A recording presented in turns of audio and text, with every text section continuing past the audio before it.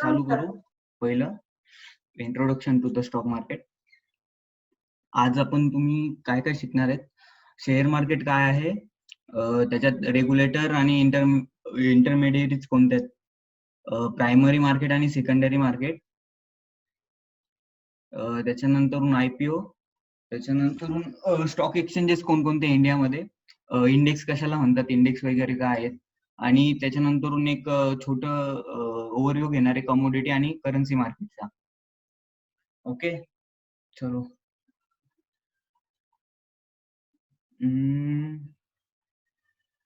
आता आपण जाऊ पुढच्या स्लाइडला. 2 मिनिट.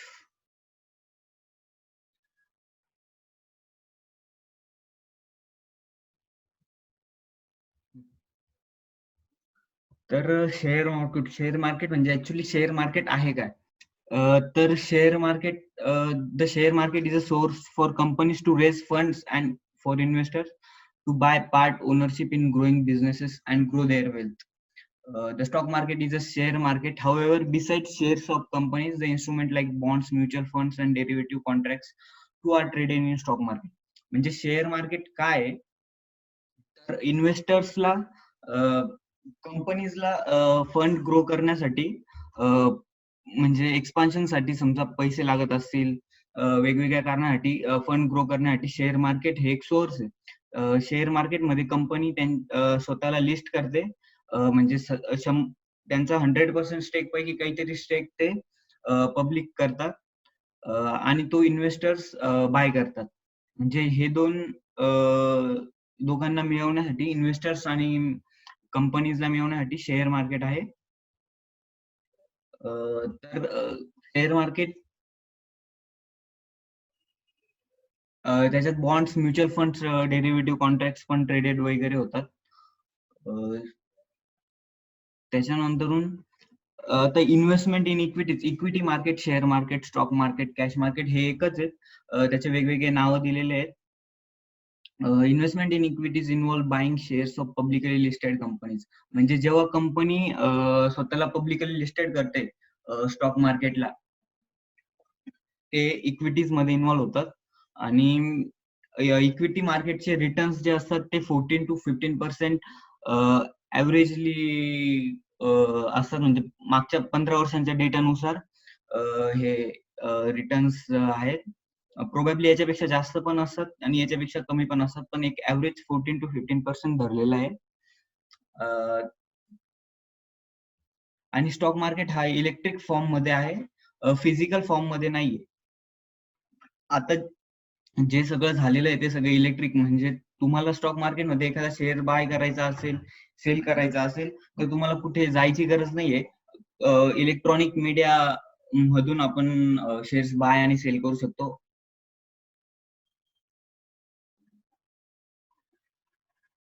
तर त्याच्यानंतर फायनान्शियल रेग्युलेटर आणि इंटरमिडिएटरीज काय आहेत.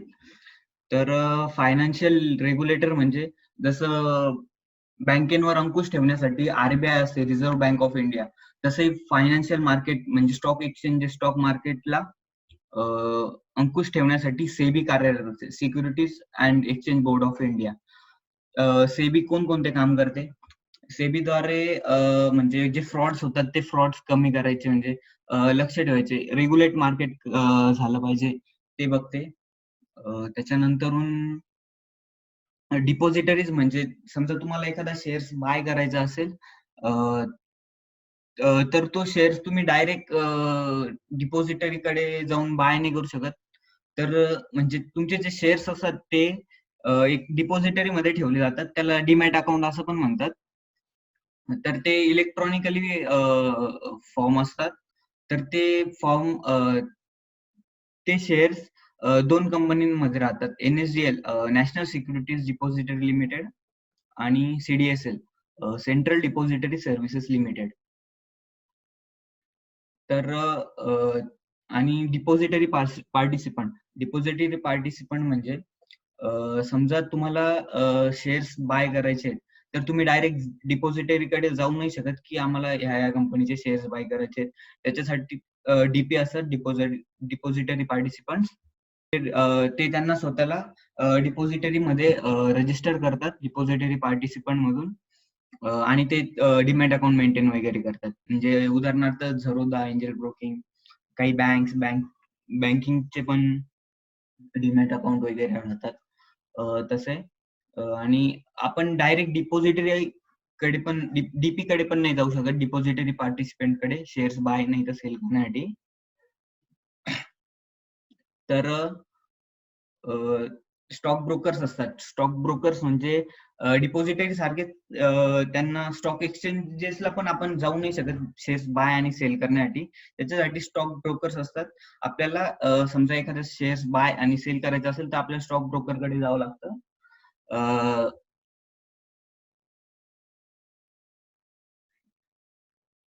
स्टॉक एक्सचेंजेस, ट्रेडिंग मेंबर्स असतात स्टॉक एक्सचेंजेस मध्ये, त्यांना स्टॉक ब्रोकर म्हटलं जातं. Zerodha, angel broking, share Khan वगैरे हे ब्रोकर्स आहेत. हे स्वतः डिपॉझिटरी पार्टिसिपंट्स म्हणून रजिस्टर केलेले आहेत डिपॉझिटरी मध्ये.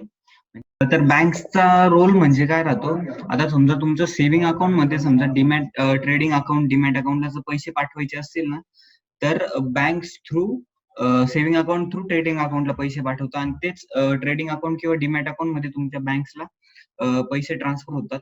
म्हणजे मेन रोल बँक्सचा आहे. त्याच्यानंतर येते क्लिअरिंग कॉर्पोरेशन. क्लिअरिंग कॉर्पोरेशन म्हणजे समजा तुम्ही आता एक्स कंपनीचा शेअर्स बाय केलेला आहे 100 रुपयाला, आणि तो कोणीतरी सेल केलेला आहे 100 रुपयाला, बरोबर. तर ह्या दोघांचं मॅचिंग म्हणजे 100 रुपयाचा बायर आणि 100 रुपयाला सेलर, हे दोघांना मॅच करण्याचं काम क्लिअरिंग कॉर्पोरेशन करते. त्यांचे जे डेबिट्स क्रेडिट्स असतात, क्लिअरिंग कॉर्पोरेशन करते. म्हणजे जॉब काय clearing corporation, the job of the clearing corporation is insure guaranteed settlement of your transaction. म्हणजे जे ट्रान्झॅक्शन होतात ते सेफ, गॅरंटीड आणि सिक्युअर होण्याचं काम क्लिअरिंग कॉर्पोरेशनचं असतं. क्लिअरिंग कॉर्पोरेशन हे एनईसी आणि बीएससी स्टॉक एक्सचेंजेसचे असतात. आणि डिफॉल्ट वगैरे व्हायला नाही पाहिजे, त्याच्यासाठी क्लिअरिंग कॉर्पोरेशन हे खूप महत्वाचं काम करतं. त्याच्यानंतर शेअर मार्केटचे 2 मार्केट आहे, प्रायमरी मार्केट आणि सेकंडरी मार्केट. प्रायमरी मार्केट म्हणजे प्रायमरी मार्केटलाच ग्रे मार्केट असंही म्हणतात. त्याच्यात आयपीओ, इनिशियल पब्लिक ऑफरिंग केली जाते, आणि सेकंडरी मार्केट म्हणजे इक्विटी मार्केट, जे आपलं रेग्युलर मार्केट असतं ते. दोघांमध्ये फरक एवढाच आहे की आयपीओ मध्ये तुम्ही लगेच बाईंग नाही करू शकत. आयपीओ ची प्रोसेस पूर्ण वेगळी असते आणि इक्विटी मार्केटची प्रोसेस पूर्ण वेगळी असते. आयपीओ म्हणजे सुरुवातीला जेव्हा कंपनी स्टॉक एक्सचेंजेसला लिस्ट होण्यासाठी येते, समजा एखाद्या कंपनीला स्टॉक एक्सचेंजेस मध्ये लिस्ट व्हायचं असेल, समजा XYZ कंपनी आहे, तिचे 1000 शेअर्स आहेत आणि त्याच्यापैकी 150 शेअर्स तिला पब्लिकली करायचे, म्हणजे 150 शेअर्स देऊन पैसे घ्यायचे. त्याच्यासाठी ती स्टॉक एक्सचेंजेस कडे जाते. समजा 1000 रुपये एका शेअरची प्राइस आहे, 150 शेअर्स लिस्ट करायचे. समजा तुमच्यापैकी एखाद्याने 5 शेअर्स घेतले, 5 इंटू 1000 रुपीज तुम्हाला ते पे करावे लागतील. पण हे जे 5000 रुपीज जे पे केलेले आहेत ना, ते डायरेक्ट कंपनीच्या अकाउंटला जातील, बरोबर. हे डायरेक्ट कंपनीला भेटतात. जे आयपीओ मध्ये इन्व्हेस्ट केलेले असतात ते कंपनीला फंड ट्रान्सफर होतो. आणि जो इक्विटी मार्केटमध्ये समजा जे रेग्युलर शेअर मार्केटमध्ये जो आपण शेअर्स बाय आणि सेल करतो, ते बायर आणि सेलरचं ट्रान्झॅक्शन राहतं. जे एखादा सेलर असतो तो ते शेअर्स सेल करतो, आणि एखादा बायर असतो तो ते शेअर्स बाय करतो. आणि जे आयपीओ मध्ये जे ट्रान्झॅक्शन असतं ते कंपनी सुरुवातीला लिस्ट होण्यासाठी जी शेअर्स ऑफर करते, जी कंपनी टू इन्व्हेस्टर, हे ट्रान्झॅक्शन असतं. हा 2 फरक आहे आयपीओ आणि इक्विटी मार्केटमध्ये. आणि आयपीओ मध्ये एकदा कंपनी लिस्ट झाली, आयपीओ झाला कंपनीचा, तर तो स्टॉक एक्सचेंजेसला लिस्ट होतो. स्टॉक एक्सचेंजेसला लिस्ट झाल्यानंतर 2 प्रकारचे स्टॉक एक्सचेंजेस आहे, एनएससी आणि बीएससी. इंडियामध्ये 2 प्रकारचे स्टॉक एक्सचेंजेस आहे, एनएससी आणि बीएससी. NSE म्हणजे नॅशनल स्टॉक एक्सचेंज आणि BSE म्हणजे बॉम्बे स्टॉक एक्सचेंज. तर हे स्टॉक एक्सचेंजेस मध्ये कंपन्या त्यांचे शेअर्स लिस्ट करतात. जसं रिलायन्स झालं, DHFL झालं, वेगवेगळ्या कंपन्या झाल्या, त्या त्यांचे शेअर्स लिस्ट करतात. त्या स्वतःला लिस्ट करतात स्टॉक एक्सचेंजेसवर. आणि त्या स्टॉक एक्सचेंजेसचे निर्देशांक आहे. समजा NSE चा निर्देशांक निफ्टी आहे, BSE चा निर्देशांक सेन्सेक्स आहे. असं म्हणजे एक प्रकारचं मार्केट आहे. NSE निफ्टी हा NSE ला रिप्रेझेंट करतो आणि सेन्सेक्स हा BSE ला रिप्रेझेंट करतो. तर निफ्टी 50 आणि सेन्सेक्स 30 काय आहे? निफ्टी 50 मध्ये ना टॉप 50 कंपन्या ज्या आहेत ना, त्यांचे शेअर्स असतात निफ्टी 50 मध्ये, आणि सेन्सेक्स 30 मध्ये टॉप 30 कंपन्यांचे शेअर्स असतात. आपण एकदा NSE आणि NSE च्या साइट्स वर जाऊन बघू.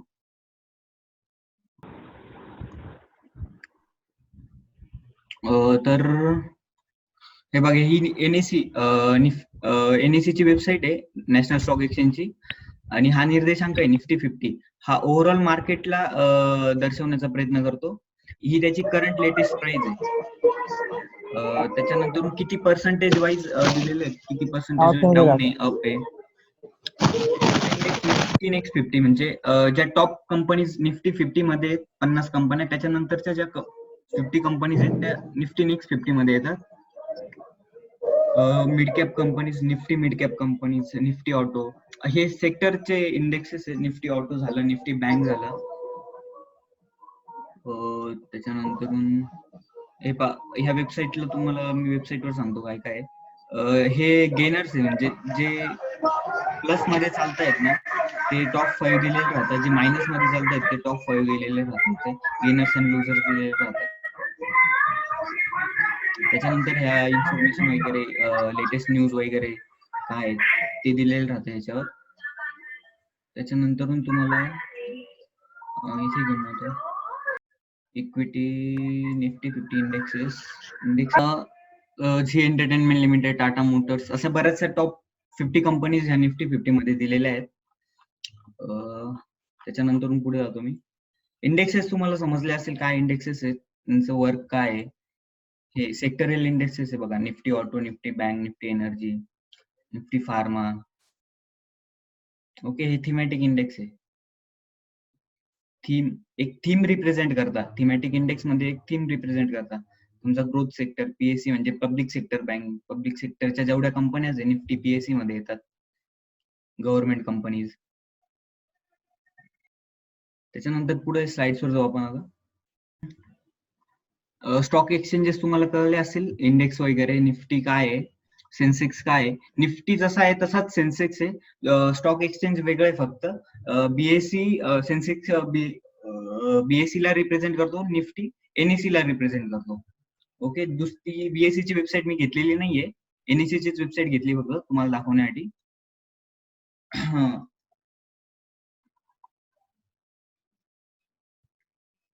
Commodity market. आता कमोडिटी मार्केट काय आहे ते बघून घेऊ आपण.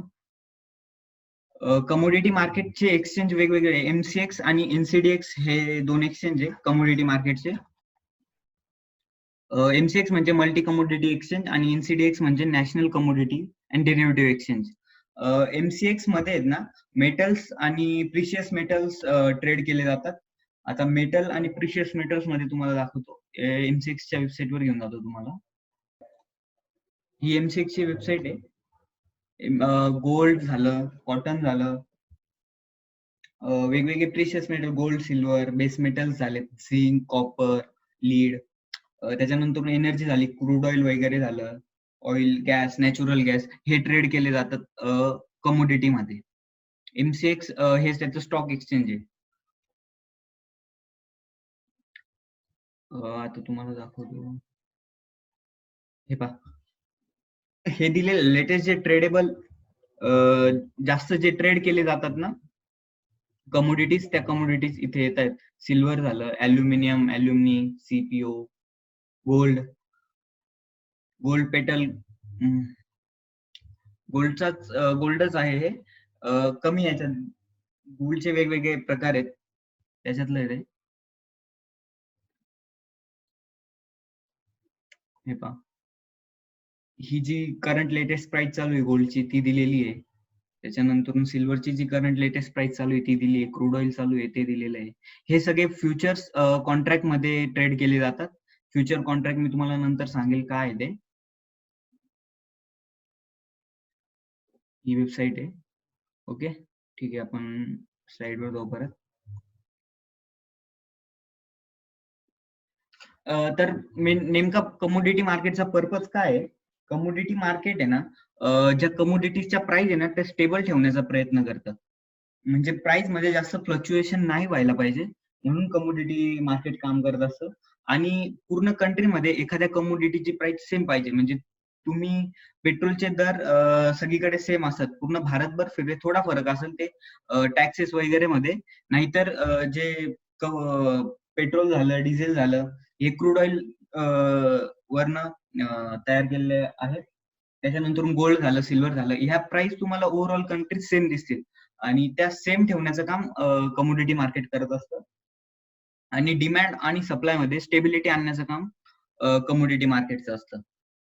ओके, आणि हेजिंग साठी पण याचा उपयोग केला जातो. समजा तुम्ही एक सोनाराचं उदाहरण घेऊ. आता समजा सोनार आहे एक, तर ते सोनाराचं काम करतात. त्यांच्याकडे गोल्ड वगैरे म्हणजे एक्सेस क्वांटिटी मध्ये पडलेले राहतात. पण फ्युचर मध्ये त्याची गोल्डची प्राइस काय राहणार आहे हे कोणाला माहित नसतं. मग ते पोझिशन हेज करण्यासाठी समजा त्यांच्याकडे आता जर 1 किलो गोल्ड असेल, तेच 1 किलो गोल्ड ते डेरिव्हेटिव्ह म्हणजे कमोडिटी मार्केटमध्ये परचेस करून किंवा सेल करून जे फ्युचर एक्सपेक्टेशननी बाय आणि सेल करू शकतात ते. आणि कमोडिटी मार्केटमध्ये बाईंग परचेस मध्ये तुम्हाला डीमॅट अकाउंटला काहीच येत नाही.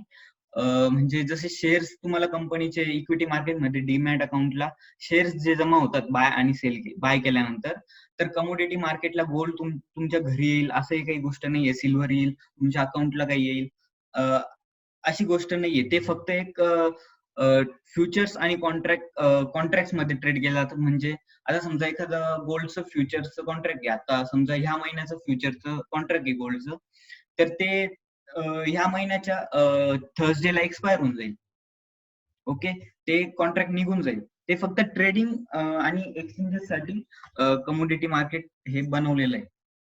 Okay, commodity market. आता करन्सी मार्केट सांगतो मी तुम्हाला थोडक्यात. करन्सी मार्केटचं जे एक्सचेंज आहे ते एमसीएक्स, एसएक्स आहे, एनएसी आणि बीएससी करन्सी डेरिव्हेटिव्ह वगैरे ट्रेड केले जातात. आणि एमईसी मेट्रोपॉलिटन स्टॉक एक्सचेंज हे एक करन्सी मार्केटचं स्टॉक एक्सचेंज आहे. करन्सी पेअर्स मध्ये करन्सी ट्रेड केली जाते. USD INR, GBP USD, euro USD, USD JPY, USD AOD, ह्या वेगवेगळ्या करन्सी पेअर्स आहेत. आता यूएसडी जी ही यूएसडी आयएनआर आहे ना, यूएसडी आहे ही बेस प्राइस आहे. यूएसडी काय आहे? बेस प्राइस आहे. आणि जी आयएनआर आहे ना, इंडियन रुपीज, ही काउंटर प्राइस आहे.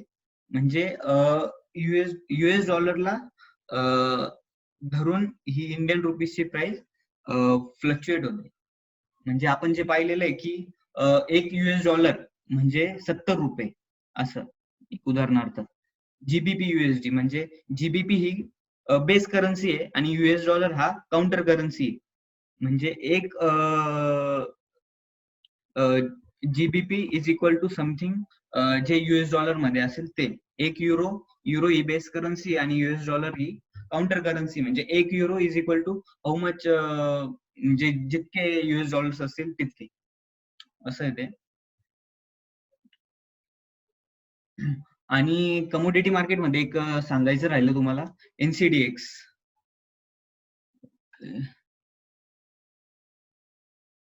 एनसीडीएक्स म्हणजे national commodities and derivative exchange.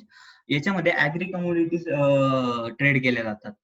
NCDEX मध्ये ऍग्री कमोडिटीज ट्रेड केल्या जातात. म्हणजे जसं तुमचं कॉफी झालं, फ्रूट झालं, शुगर, कास्टर सीड, सोयाबीन वगैरे अशा ऍग्री कमोडिटीज ट्रेड केल्या जातात एनसीडीएक्स मध्ये. बाकी एमसीएक्स आणि एनसीडीएक्स मध्ये बाकी फरक नाहीये.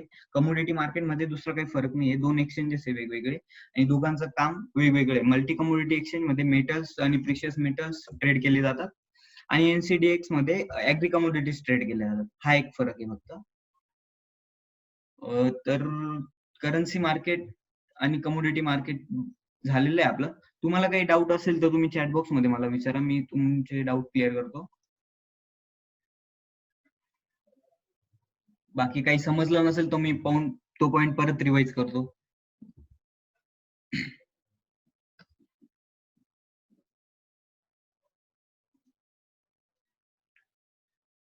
हॅलो, स्क्रीन दिसते का तुम्हाला सगळ्यांना? एकदा मेसेज मध्ये मला टाका बरं.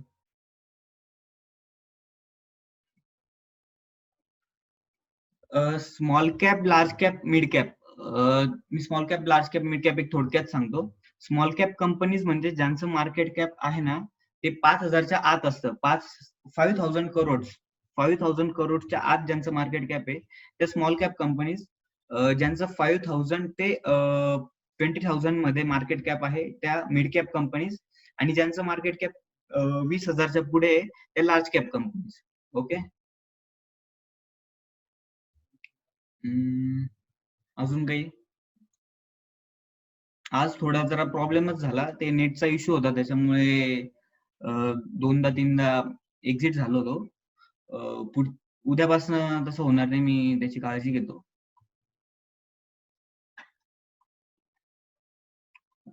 विचारा ना, क्वेश्चन विचारा ना.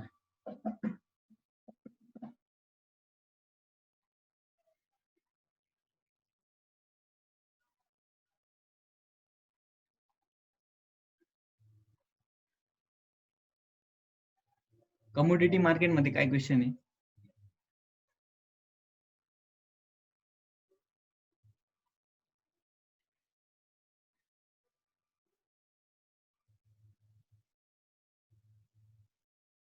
एलएमई? एलएमई नाही माहिती. एलएमई काय? Market cap. Okay okay, market cap मी एकदा एक्सप्लेन करतो परत. आता समजा रिलायन्स कंपनी, समजा रिलायन्स कंपनी, रिलायन्स कंपनीचं मार्केट कॅप कसं कळेल? रिलायन्स कंपनीचे जेवढे शेअर्स आहे आउटस्टँडिंग, आता मी तुम्हाला एक एक्झाम्पल देतो व्हाईट बोर्डवर. मार्केट कॅप तुम्हाला एकदा परत समजवतो. आता समजा रिलायन्स आहे, रिलायन्सचा शेअर्स आहे. रिलायन्सचे टोटल 1,000 शेअर्स मार्केटमध्ये आहेत, म्हणजे टोटल 1,000 शेअर्स आहेत रिलायन्सचे. आणि एका शेअर्सची प्राइस, समजा एका शेअरची प्राइस रिलायन्सच्या 1,000 रुपये. ओके, 1,000 रुपये एका रिलायन्सच्या शेअरची प्राइस आहे आणि टोटल 1,000 शेअर्स आहेत. म्हणजे जेवढे शेअर्स इंटू जेवढी प्राइस, म्हणजे 1,000 इंटू 1,000, हे झालं मार्केट कॅप. ओके.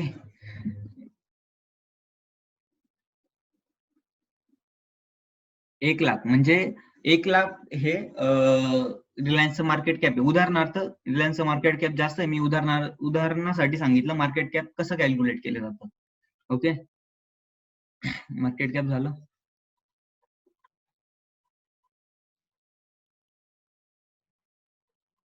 त्याच्यानंतर शेअर्स कसे डिसाइड होतात? X copper aluminium example.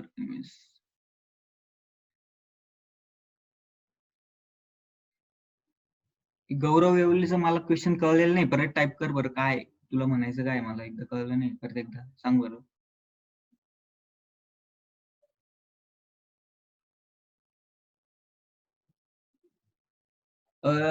Sachin शेलरचा question आहे, शेअर्स कसे डिसाइड होतात आणि कोणत्या कंपनीचे किती शेअर्स असतील?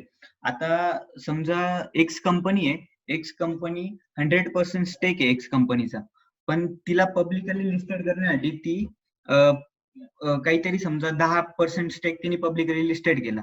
10% म्हणजे टोटल समजा 1,000 शेअर्स आहेत, त्याच्यापैकी 100 शेअर्स लिस्ट केलेले एक्स कंपनीने. हे ते व्हॅल्युएशनवर ठरतं, कंपनीचं व्हॅल्युएशन किती आहे, कंपनीला शेअर प्राइस किती ठेवायची आहे, जेव्हा आयपीओच्या वेळेस डिसाइड होतं हे सगळं. कंपनीला शेअर प्राइस किती ठेवायची आहे आणि मग व्हॅल्युएशन किती मार्केटला जाणार आहे, म्हणजे पब्लिकली किती पर्सेंटने लिस्टेड होणार आहे, त्याच्यानुसार हे शेअर्स ठरले जातात. किती शेअर्स येणार आहेत बघ, जे 1000 शेअर्स येतील कंपनीचे, 2000 शेअर्स येतील, हे कंपनी आयपीओच्या वेळेस डिसाईड होतात.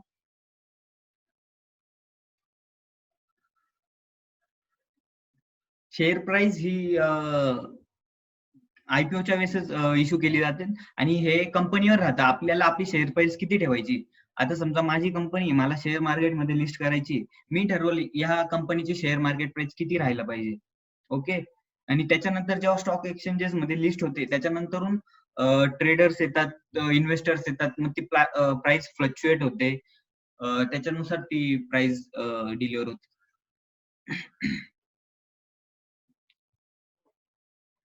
कॉपर वगैरे केव्हा ₹2 कोणते मटेरियल असो त्याचा रेट हा व्हॅरी असतो, तो रेट कोण ठरवतो?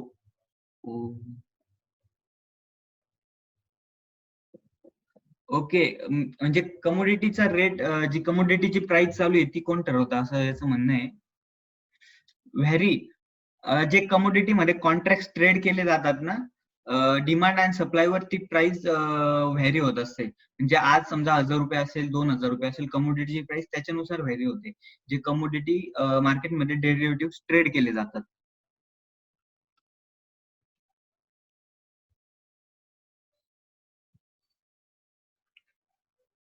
व्हॅरीचा पिरियड नसतो, कॉन्ट्रॅक्टचा पिरियड असतो. 3 मंथचे कॉन्ट्रॅक्ट असतात. आता समजा मेटल्स आहे, मेटल्स मध्ये सिल्वर घेऊ आपण. सिल्वर जानेवारी फ्युचर्स, सिल्वर फेब्रुवारी फ्युचर्स आणि सिल्वर मार्च फ्युचर्स, असे 3 फ्युचर्स आहेत. 3 कॉन्ट्रॅक्ट लिस्ट केले जातात, जे प्रत्येक कॉन्ट्रॅक्टचा एक्सपायरी पिरियड 3 महिन्यांचा असतो. ओके. समजा जानेवारीचं जे कॉन्ट्रॅक्ट आहे ते कधी लिस्ट झालेलं असतं, नोव्हेंबर मध्ये. समजा जानेवारीचं कॉन्ट्रॅक्ट हे नोव्हेंबर मध्ये आलेलं असतं आणि जानेवारी मध्ये त्याची एक्सपायरी डेट असते. अशा प्रकारे ते कॉन्ट्रॅक्ट ट्रेड केले जातात.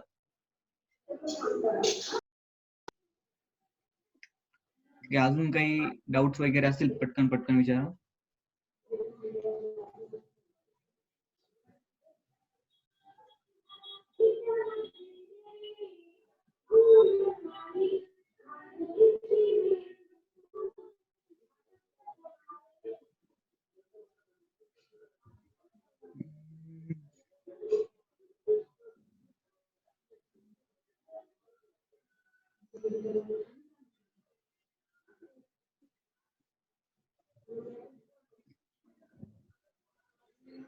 मार्केटमध्ये प्राइस ठरवणारं कोणी नसतं. प्राइस ही सप्लाय आणि डिमांड वर चेंज होत राहते.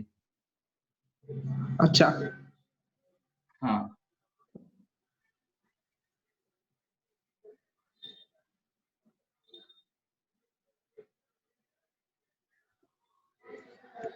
आता ते कंपनीवर डिपेंड करतं की सबसिडरी कंपनी पण लिस्ट करायची आहे की नाही. आता समजा रिलायन्स आहे. आता रिलायन्स इंडस्ट्रीज आहे. रिलायन्स इंडस्ट्रीजच्या सबसिडरी भरपूर कंपनीज आहे, जसं त्याच्यात जिओ येतं. Reliance industry technically petroleum company होती आधी, त्याच्यानंतरून जिओ आलं त्याच्यानंतर रिलायन्स रिटेल आलं, त्याच्यानंतरून आता मीडिया सेक्टरमध्ये एंटर केले रिलायन्सने. आता ते कंपनीवर डिपेंड करतं की कंपनीला ती लिस्ट करायची आहे की नाही.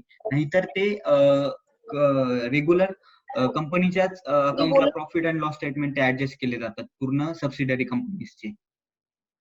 ते 2 प्रकार आहे, एक स्टँडअलोन बिझनेस आणि कन्सोलिडेटेड बिझनेस. स्टँडअलोन बिझनेस म्हणजे जो मेन बिझनेस आहे त्यांचा तो, आणि कन्सोलिडेटेड बिझनेस म्हणजे स्टँडअलोन बिझनेस प्लस त्यांचे जे सबसिडरी कंपनीज आहेत, त्या बिझनेसेस आहेत ते, त्याला कन्सोलिडेटेड स्टेटमेंट म्हणतात, म्हणजे बिझनेसेस वगैरे. सबसिडरीज मध्ये ऍक्च्युअली मेन कंपनी जर इन्व्हेस्ट केलं तर सबसिडरीज मध्ये इन्व्हेस्टमेंट ऑटोमॅटिकली आपण करतो त्याच्यात.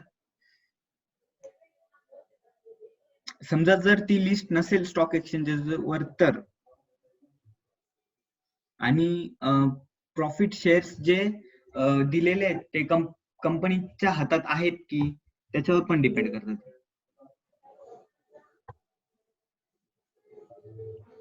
ओके, समजलं का योगेश?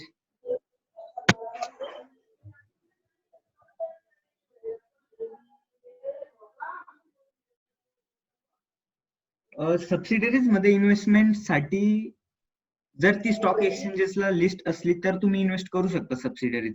आता उदाहरणार्थ मी तुम्हाला सांगतो, मेन अदानी एंटरप्राइजेस ही एक कंपनी आहे. अदानी ग्रुप समजा, अदानी ग्रुपच्या बऱ्याचशा कंपनीज आहेत. अदानी एंटरप्राइजेस झालं, अदानी पोर्ट झालं, तर तुम्ही त्या स्टॉक एक्सचेंजेस लिस्ट आहे तर तुम्ही त्याच्यात इन्व्हेस्टमेंट करू शकता. ओके. बेसिकली सबसिडरीज कंपनीमध्ये इन्व्हेस्टमेंट करण्यासाठी स्टॉक मार्केटवर मधून नाही करू शकत. तुम्ही प्रायव्हेट मार्केट मधून सबसिडरीज मध्ये इन्व्हेस्टमेंट करू शकता. म्हणजे एक इंडिव्हिज्युअल इन्व्हेस्टर म्हणून सबसिडरी त्यांच्या कंपनीज मध्ये इन्व्हेस्टमेंट करू शकता.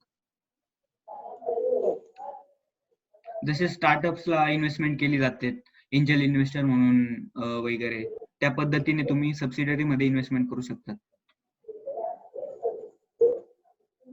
नाही, सबसिडरी मध्ये इन्व्हेस्टमेंट केल्यानंतर पॅरेंट कंपनी स्टेक मिळत नाही.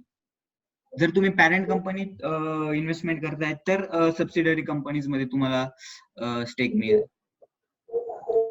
मेन पॅरेंट कंपनी आहे ना.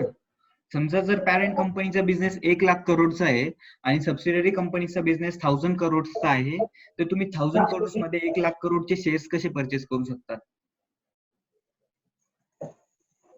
ओके. अजून काही डाऊट? हे इंट्रोडक्शन होतं, बेसिक तुम्हाला आज सांगतोय फक्त. थँक्यू सचिन.